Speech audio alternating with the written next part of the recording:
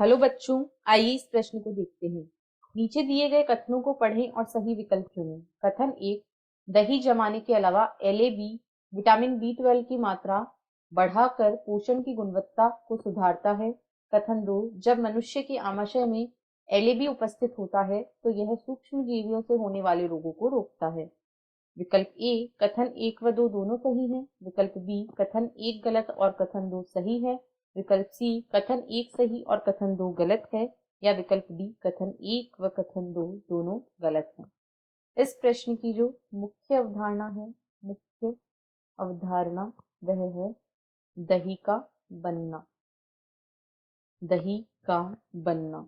दूध से दही के बनने के लिए लैक्टोबैसिलस या लैक्टिक एसिड बैक्टीरिया LAB का उपयोग किया जाता है।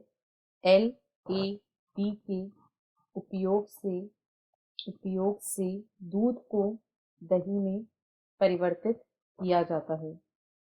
LAB दूध में लैक्टिक अम्ल का उत्पादन करता है। यह दूध में लैक्टिक अम्ल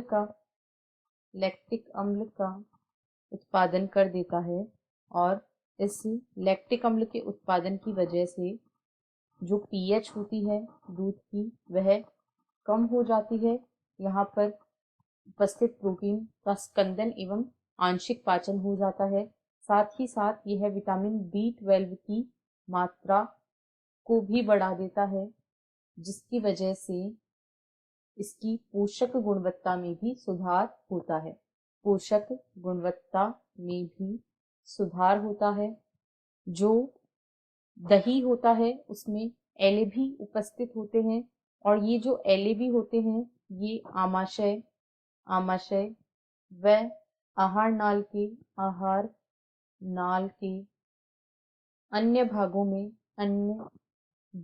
में उपस्थित सूक्ष्म जीवों को नष्ट करते हैं। उपस्थित सूक्ष्म जीवों को नष्ट कर देते हैं और इस प्रकार कई सूक्ष्म जीवों से होने वाली बीमारियों से हमें बचाते हैं, जिनमें डायरिया शामिल है। इसके अलावा जो अल्सर होता है उससे भी हमें सुरक्षा मिलती है और कई प्रतिरक्षा क्रियाएं हमें इसकी वजह से प्राप्त होती है और एंटी फंगल एंटी एलर्जिक प्रभाव भी इसके द्वारा दर्शाए जाते हैं। अतः जो कथन 1 है कि दही के जमने के अलावा LAB विटामिन B12 की मात्रा बढ़ाकर पोषण गुणवत्ता में सुधार करता है, यह सही है। तथा कथन 2 में कहा गया है कि जब LAB उपस्थित होता है आमाशय में तो यह सूक्ष्म जीवों से होने वाले रोगों को रोकता है, यह भी सही है। इसलिए कथन 1 व कथन 2 दोनों ही सही हैं। अतः विकल्प ए इस प्रश्न का सही उत्तर है। आशा है आपको प्रश्न समझ आया होगा। धन्यवाद।